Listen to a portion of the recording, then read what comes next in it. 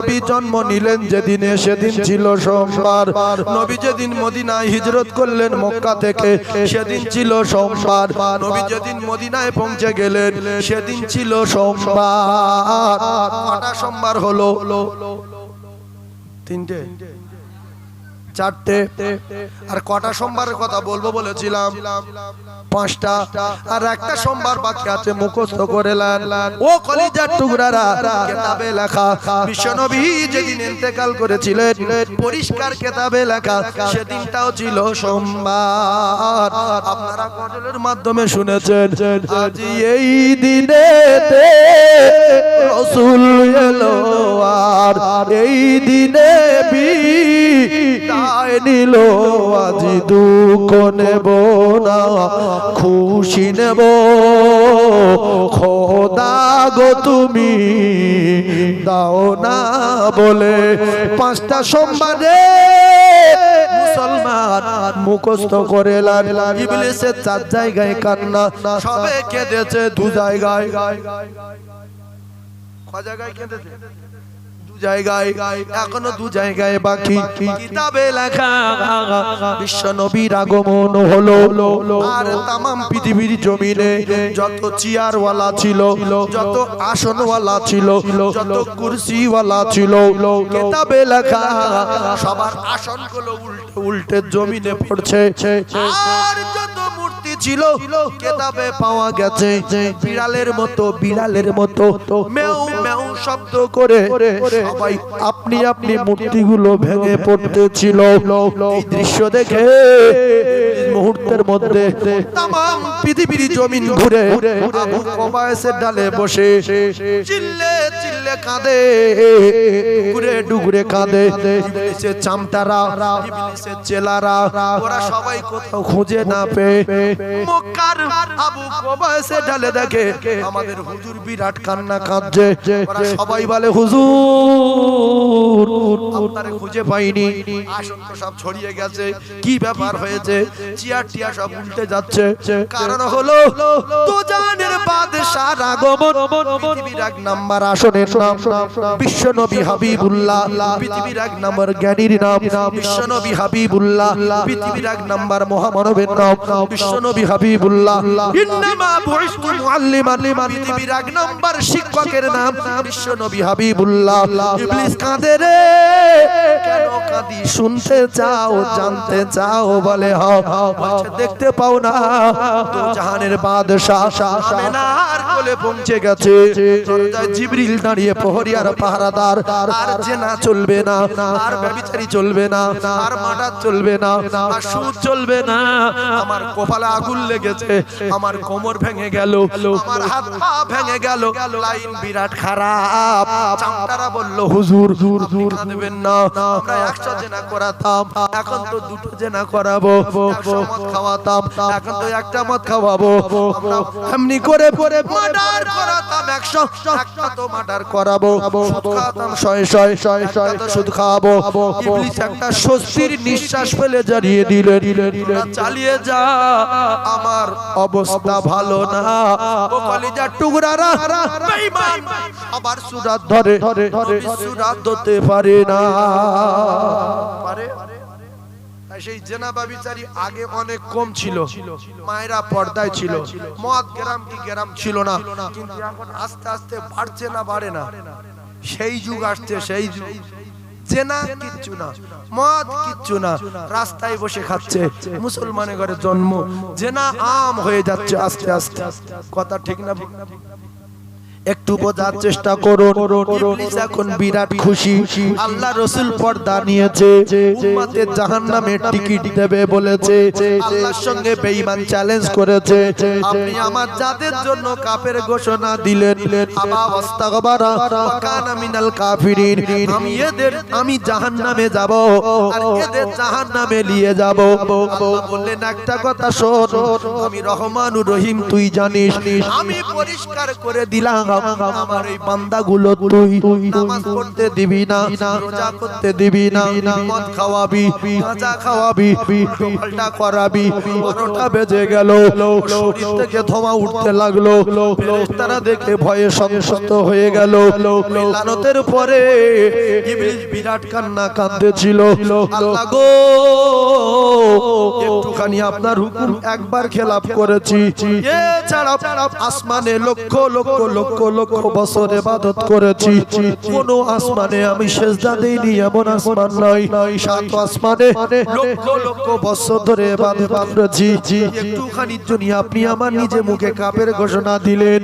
আল্লাহ আল্লাহ আল্লাহ আল্লাহ বিরাট কান্না কাঁদলেন। আল্লাহ পাক বলেই দিলেন তুই কাফের, তোর আর কোনো লাইন নাই। ওই এক জায়গায় বিরাট কান্না কেঁদেছিল। ভাইরা আমার বাবাদিরা, দ্বিতীয় জায়গা হলো যেখানে ইবলিসকে দুনিয়ায় ফেলেছিল। 3 নম্বরে জায়গায় আসছি। আল্লাহর নবীর দাদুর নাম আব্দুল মুতালিব। আল্লাহর নবীর দাদুর নাম আব্দুল মুতালিব। আব্দুল মুতালিব স্বপ্ন দেখলেন কাবার চত্বরে একটা বড় গাছ, ওই গাছটা লম্বা আছে, জমিন থেকে নিয়ে আসমান পর্যন্ত লম্বা। ওই গাছের ডালপালা তামাম পৃথিবীর অলিতে গলিতে, জলে জঙ্গলে, পাহাড়ে পর্বতে, শহরে নগরে সমস্ত জায়গায় পৌঁছে গেছে। জোরে বলুন। যারা গভীর জ্ঞানটাকে বুঝতে পারবে, স্বপ্নের তাবির বলার আগে বুঝতে পারবে।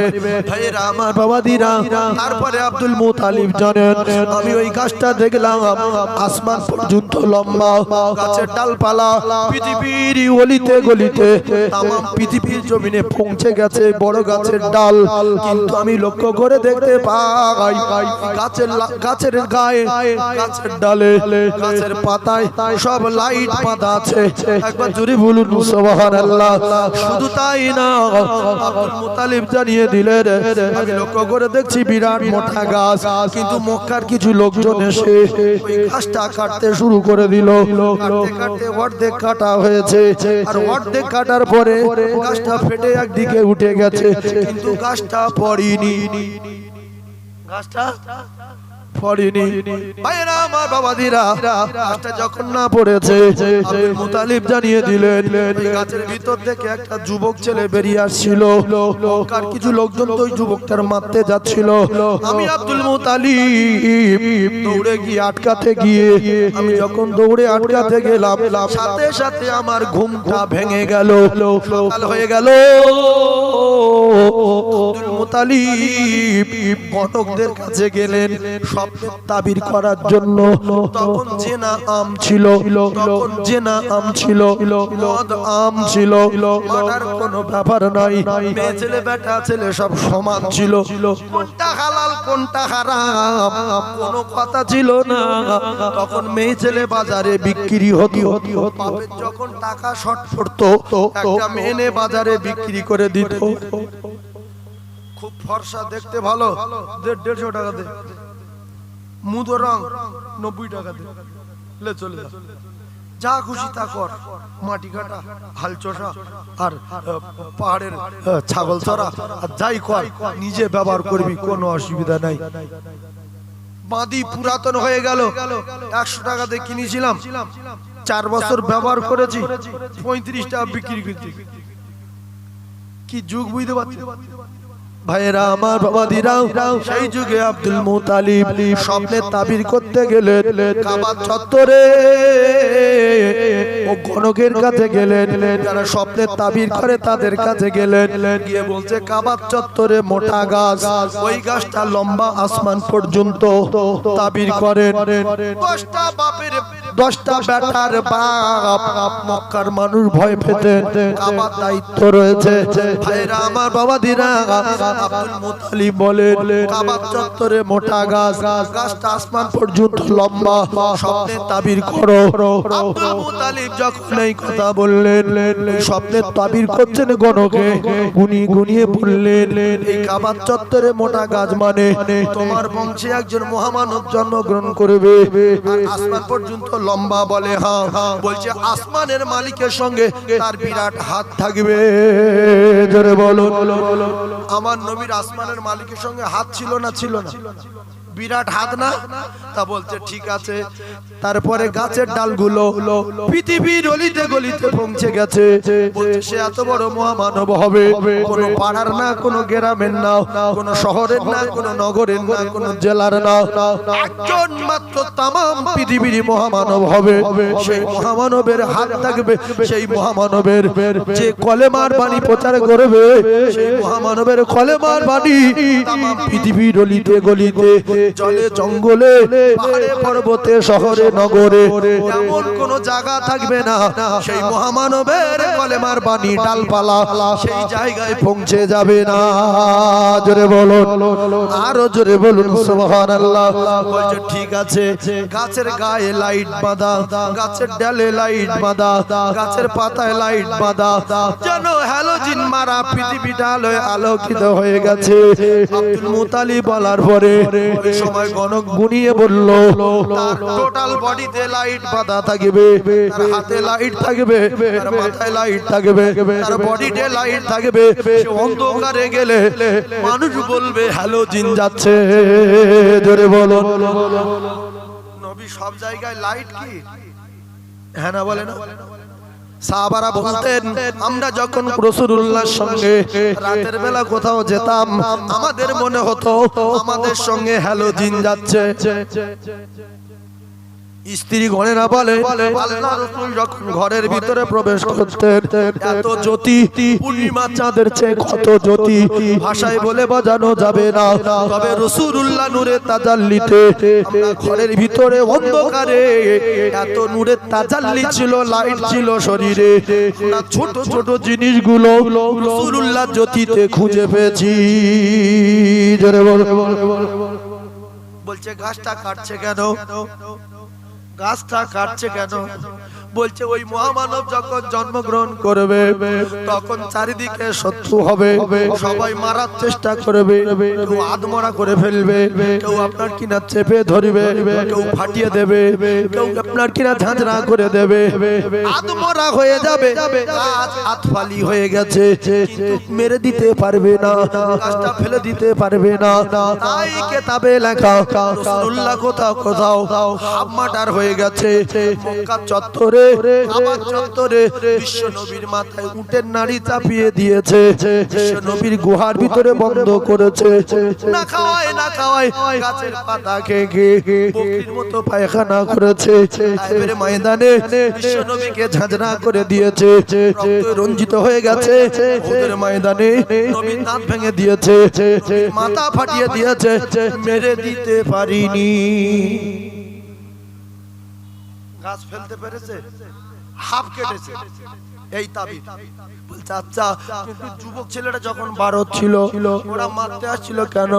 বলছো যখন জন্মগ্রহণ করবে তোমার বংশে দুটো ভাগ হয়ে যাবে, কেউ ওই মহামানবের মেনে নেবে আর কেউ মানবে না, কেউ মারতে যাবে আর কেউ ঠেকাতে যাবে। জোরে বলুন সুবহানাল্লাহ। তাই আল্লাহর নবীর চাচারা কেউ নবীকে মারতে যেত আর কেউ ঠেকাতো। আবু লাহাব বলছে মেরে দেবো, হামজা বলছে দাঁত পাটি ছাড়িয়ে দেবো। এক মায়ের পেটের ভাই আবু লাহাব, হামজা। আবু লাহাব বলছে মেরে দেবো, হামজা বলছে থবনা গুঁড়ো করে দেবো।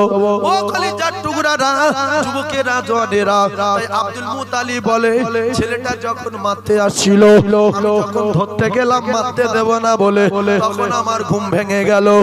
তাই গণক তাবির করে বললেন তোমার বংশে কিছু শত্রু হবে মহামানবের মারবে বলে, তোমার বংশে কিছু মহামানবের দোস্ত হয়ে যাবে, মহামানবের গায়ে হাত দিতে পারবে না, তবে মারধর করবে সবাই মিলে, মেরে মেরে দিতে পারবে না।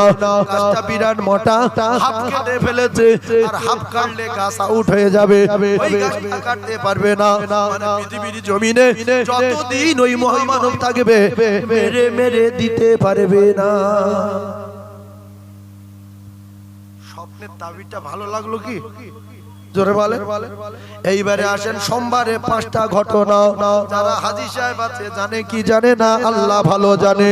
কিতাবে লেখা আছে আল্লাহ জান্নাত থেকে যে পাথর পাঠিয়েছিলেন, পাথরটার নাম হাজরে আসওয়াদ। ওই হাজরে আসওয়াদ পাথর আল্লাহর কাবার গায়ে যেদিন লাগানো হয়েছিল, কিতাবে লেখা ওই দিনটা ছিল সোমবার। কিবার পাথর লাগানো হয়েছে? সোমবার।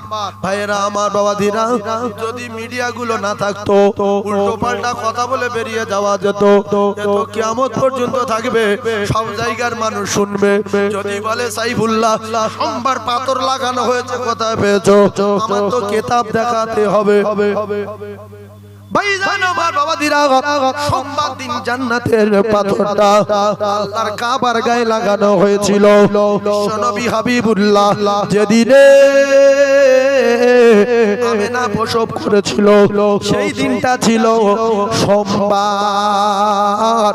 সোমবারের ঘটনা দুটো, সোমবারের ঘটনা দুটো। ভাইরা আমার, বাবাদিরা, ইবলিস কেঁদেছে 4 জায়গায়, সবে কেঁদেছে 2 জায়গায়, আরো 2 জায়গায় কাঁদবে, আর কিছুক্ষণের মধ্যে ফের এক জায়গায় কাঁদবে। দরুদ শরীফ পড়েন আল্লাহুম্মা।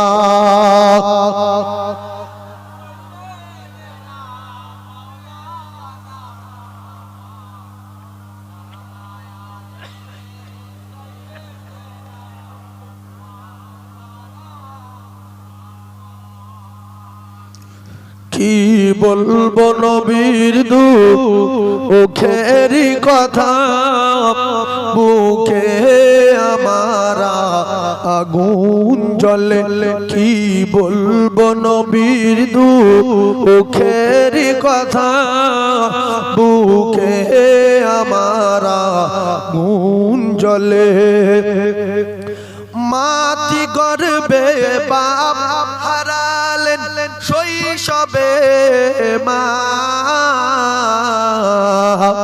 8 বছরে দাদু হারালেন।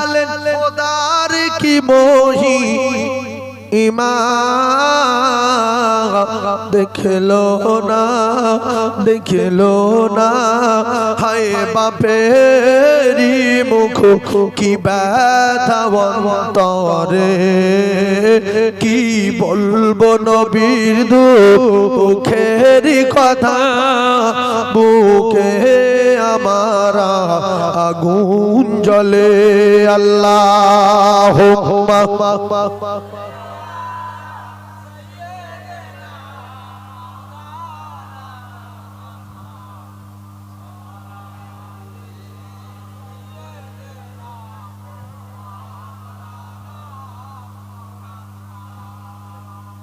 একবার কলেমা পড়েন, গুনাহ মাফ হয়ে যাবে। লা ইলাহা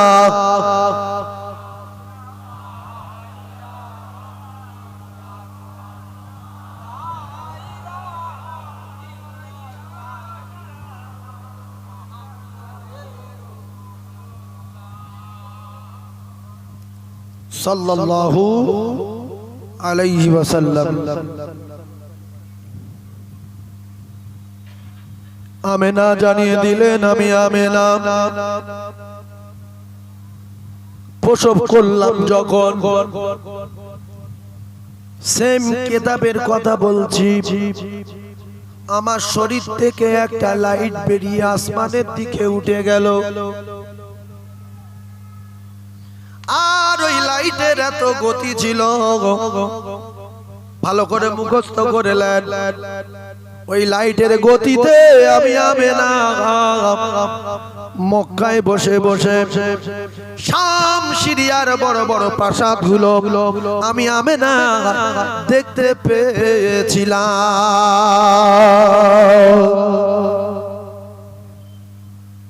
রাসূলের শরীরের জ্যোতি পৃথিবীর ক নাম্বার? 1 নাম্বার। ইউসুফ প্রেম করলো, জুলাইখা প্রেম করলো ইউসুফের সাথে।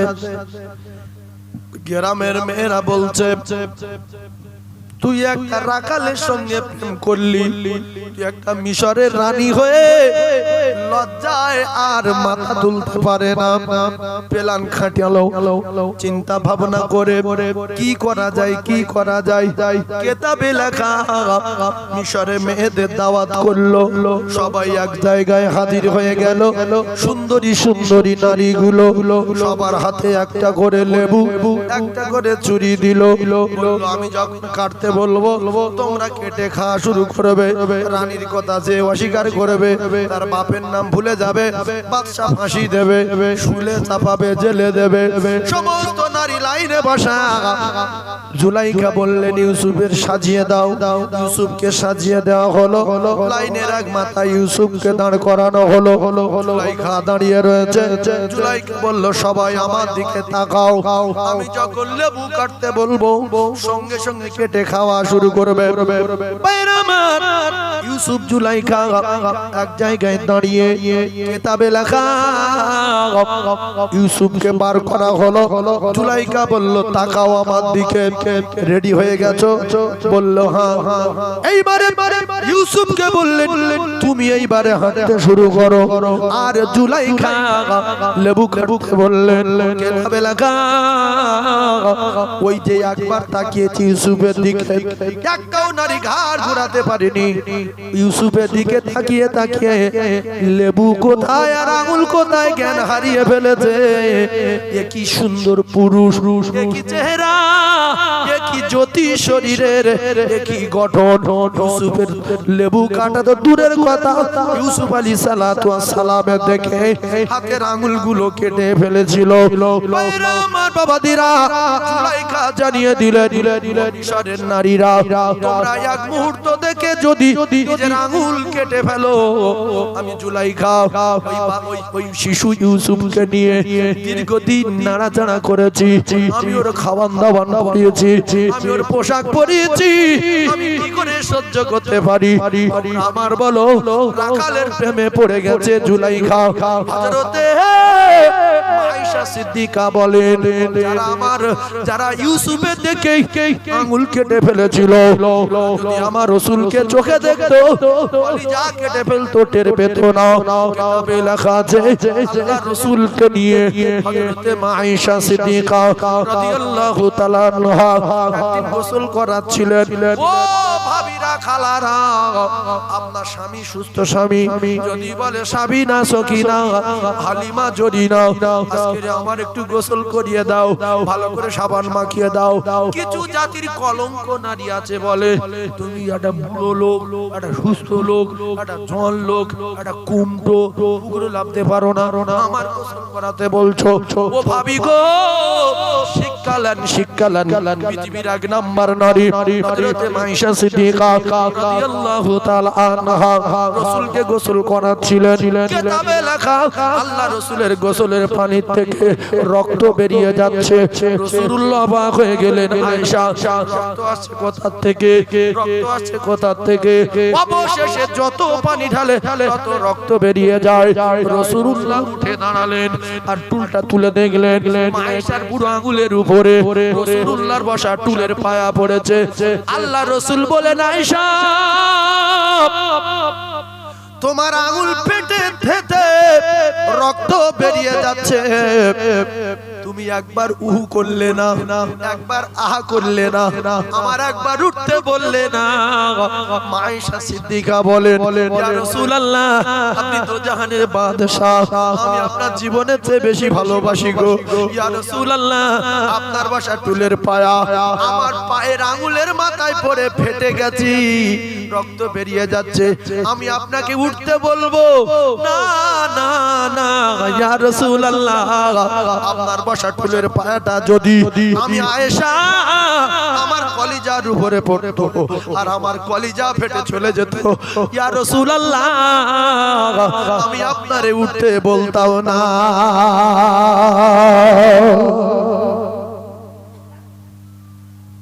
কিছু কিছু ভাবিদের শিক্ষা নেওয়া দরকার। কল টানতে পারে না, স্বামী বলছে কলে যাও, 1.5 ঘন্টা ধরে টেনে টেনে গাইতে দরদর করে ঘাম আসছে, আধ বালতি পানি নিয়ে মাথায় দিচ্ছে ঘামের উপরে, কারণ এটিকে গা পরিষ্কার করে দিতে পারো না, একটু কল পাম্প করে দিতে পারো না, একটু গোসল করে দিতে পারো না, দরকার আছে না না? জোরে বলে। এই জন্য ভালো বংশের মেয়েদেরকে বিয়ে করতে বলেছে রাসূলুল্লাহ, যে তোমরা বিয়ে যখন করবে দেখে শুনে করবে, না তো সংসার বিরান করে দেবে, ওই নারী বংশ ধ্বংস করবে।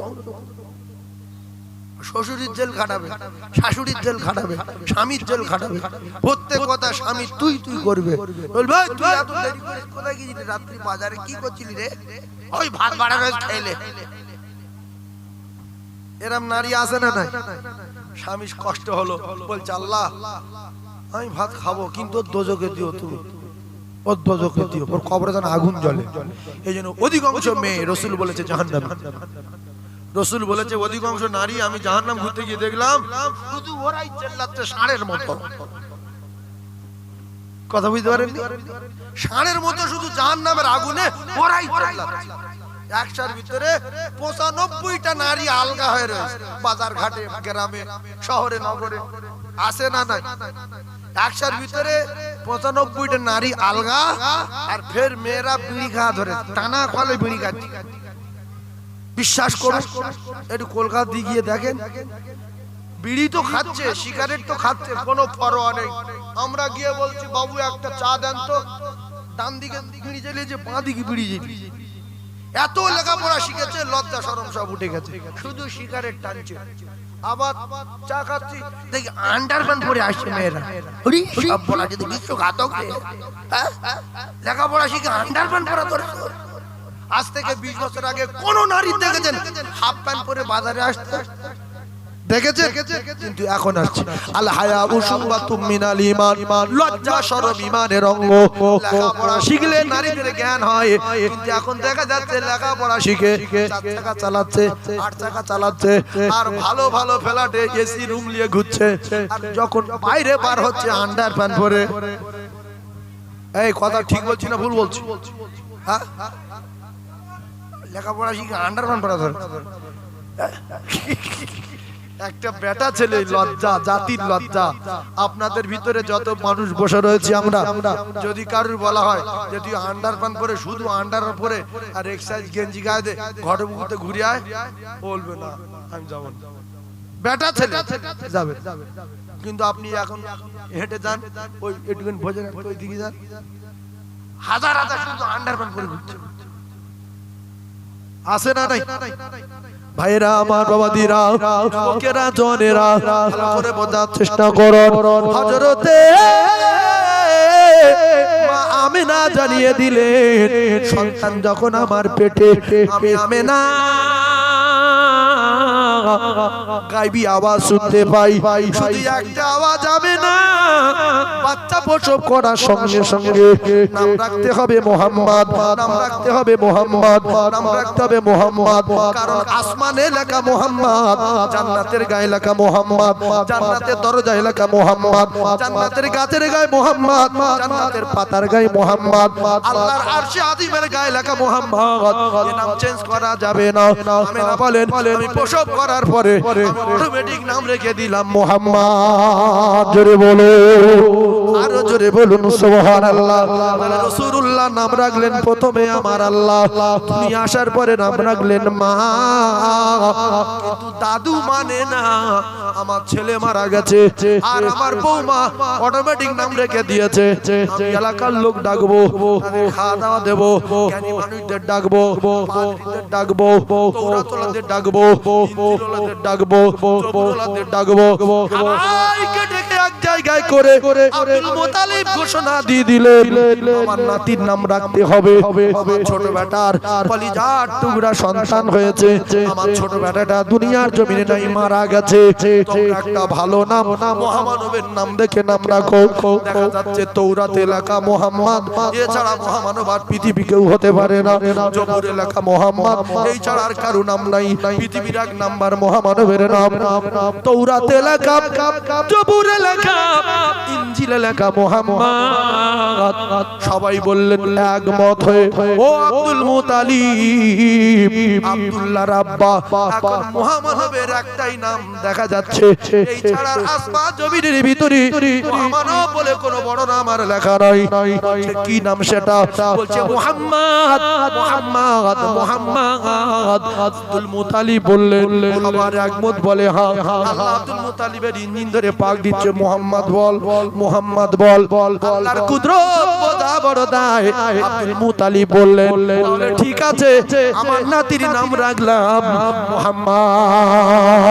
জোরে বলুন, আরো জোরে বলুন সুবহানাল্লাহ।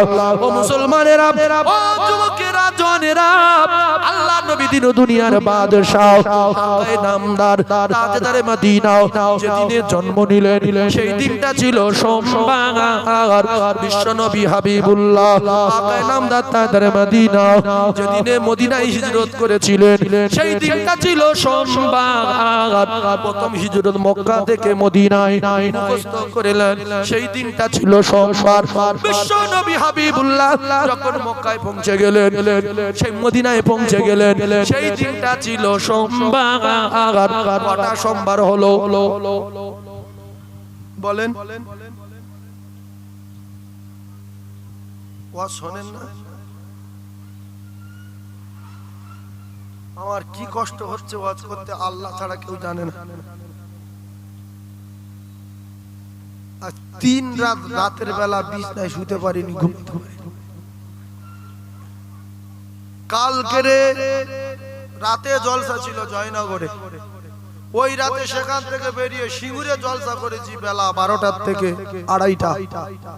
সিঙ্গুরে জলসা করে সেখান থেকে আবার এখানে আসছি, এখানে জলসা করে আবার সেই মলম পোতার ওইদিকে কাজ দিয়ায় আজকের জলসা, সেখানে জলসা করবো। এই হাল, এই অবস্থায় করে তারপরে বাড়ি যাব, ফের কাল সকালবেলা উঠে যাব সেই ঢোলা লক্ষ্মীকান্ত।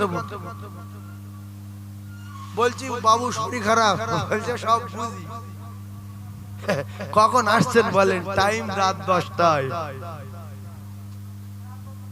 কথা বুঝতে পারছেন না? আপনারা ভাবছেন এই গলা ধরে গেছে, বলতে পারে না, ও কোন রকম দাওয়াত নিয়েছি, বলতে হবে, তাই বলছি। আল্লাহর রাস্তে বলছি, কথাগুলো লক্ষ্য করুন। 4টে সোমবার হয়েছে না? প্রথম সোমবার আল্লাহর জান্নাতের পাথরটা কাবার গায়ে লাগানো হলো, দিনটা ছিল সোমবার। তারপরে নবী জন্ম নিলেন যেদিনে, সেদিন ছিল সোমবার। নবী যেদিন মদিনায় হিজরত করলেন মক্কা থেকে, সেদিন ছিল সোমবার। নবী যেদিন মদিনায় পৌঁছে গেলেন সেদিন ছিল সোমবার। কটা সোমবার হলো? 3টে, 4টে। আর কটা সোমবারের কথা বলবো বলেছিলাম? 5টা। আর একটা সোমবার বাকি আছে, মুখস্থ করে নেন। ও কলিজার টুকরারা, কিতাবে লেখা বিশ্বনবী যেদিন ইন্তেকাল করেছিলেন, পরিষ্কার কিতাবে লেখা সেদিনটাও ছিল সোমবার। আপনারা গজলের মাধ্যমে শুনেছেন, আজ এই দিনেতে রাসূল এলো, আর এই দিনে বিদায় নিল। আজ দুঃখ নেব না, খুশি নেব, খোদা গো তুমি দাও না বলে। 5টা সোমবারে মুসলমান মুখস্থ করে লান। ইবলিসের 4 জায়গায় কান্না, সবে কেঁদেছে 2 জায়গায়। ক জায়গায় কেঁদেছে? 2 জায়গায়, এখনো 2 জায়গায় বাকি। কিতাবে লেখা বিশ্ব নবীর আগমন হলো, আর তামাম পৃথিবীর জমিনে যত চেয়ারওয়ালা ছিল, যত আসনওয়ালা ছিল, যত কুরসিওয়ালা ছিল, কিতাবে লেখা সবার আসনগুলো উল্টে উল্টে জমিনে পড়ছে। আর যত মূর্তি ছিল কিতাবে পাওয়া গেছে বিড়ালের মতো, বিড়ালের মতো মেউ মেউ শব্দ করে সবাই আপনি আপনি মূর্তিগুলো ভেঙে পড়তেছিল। এই দৃশ্য দেখে মুহূর্তের মধ্যে তামাম পৃথিবীর জমিন ঘুরে আবু কবায়েসের ডালে বসে চিল্লে চিল্লে কাঁদে, ডুগরে ডুগরে কাঁদে। ইবলিসের চামটারা, ইবলিসের চেলারা, ওরা সবাই কোথাও খুঁজে না পেয়ে মক্কার আবু কবায়েসের ডালে দেখে আমাদের হুজুর বিরাট কান্না কাঁদছে। ওরা সবাই বলে হুজুর আপনারে খুঁজে পাইনি, আসন তো সব ছড়িয়ে গেছে, কি ব্যাপার হয়েছে? চেয়ার টিয়া সব উল্টে যাচ্ছে। কারণ হলো দুজানের বাদশার আগমন। পৃথিবীর এক নাম্বার আসনের নাম বিশ্ব নবী হাবিবুল্লাহ, পৃথিবীর এক নাম্বার জ্ঞানীর নাম বিশ্ব নবী হাবিবুল্লাহ, পৃথিবীর এক নাম্বার মহামানবের নাম বিশ্ব নবী হাবিবুল্লাহ। ইন্নামা বুইসতু মুআল্লিমান, পৃথিবীর এক নাম্বার শিক্ষকের নাম বিশ্ব নবী হাবিবুল্লাহ। ইবলিস কাঁদে রে, কেন কাঁদি? শুনতে চাও, জানতে চাও? বলে হ্যাঁ। বলছে দেখতে পাও না তো জাহানের বাদশা আমেনার কোলে পৌঁছে গেছে। দরজায় জিবরিল দাঁড়িয়ে প্রহরী আর পাহারাদার। আর জেনা চলবে না, আর ব্যভিচারী চলবে না, আর মার্ডার চলবে না, আর সুদ চলবে না। আমার কপালে আগুন লেগেছে, আমার কোমর ভেঙে গেল, আমার হাত পা ভেঙে গেল, লাইন বিরাট খারাপ। চামটারা বলল হুজুর আপনি কাঁদবেন না, আমরা 100 জেনা করাতাম, এখন তো 2টো জেনা করাবো। 100 মদ খাওয়াতাম, এখন তো 1টা মদ খাওয়াবো। আমরা এমনি করে মার্ডার করাতাম 100, একটা তো মার্ডার করাবো। সুদ খাওয়াতাম 100, একটা তো সুদ খাওয়াবো। ইবলিস একটা স্বস্তির নিঃশ্বাস ফেলে জানিয়ে দিলেন চালিয়ে যা, আমার অবস্থা ভালো না। ও কলিজার টুকরারা বেঈমান আবার সুরাত ধরে, সুরাত ধরতে পারে না। পারে সেই জেনা ব্যভিচারী আগে অনেক কম ছিল, মায়েরা পর্দায় ছিল, মদ গ্রাম কি গ্রাম ছিল না, কিন্তু এখন আস্তে আস্তে বাড়ছে না বাড়ে না? সেই যুগ আসছে, সেই যুগ জেনা কিচ্ছু না, মদ কিচ্ছু না, রাস্তায় বসে খাচ্ছে, মুসলমানের ঘরে জন্ম, জেনা আম হয়ে যাচ্ছে আস্তে আস্তে। কথা ঠিক না? একটু বোঝার চেষ্টা করুন। ইবলিস এখন বিরাট খুশি, আল্লাহ রাসূল পর্দা নিয়েছে, উম্মতের জাহান্নামের টিকিট দেবে বলেছে। আল্লাহর সঙ্গে বেঈমান চ্যালেঞ্জ করেছে, আপনি আমার জাতের জন্য কাফের ঘোষণা দিলেন, আবা ওয়াস্তাগবারা ওয়া কানা মিনাল কাফিরিন, আমি জাহান্নামে যাব আর এদের জাহান্নামে নিয়ে যাব। আল্লাহ বললেন একটা কথা শোন, আমি রহমানুর রহিম তুই জানিস, আমি পরিষ্কার করে দিলাম আমার এই বান্দাগুলো তুই নামাজ পড়তে দিবি না, রোজা করতে দিবি না, মদ খাওয়াবি, গাঁজা খাওয়াবি, পাল্টা করাবি।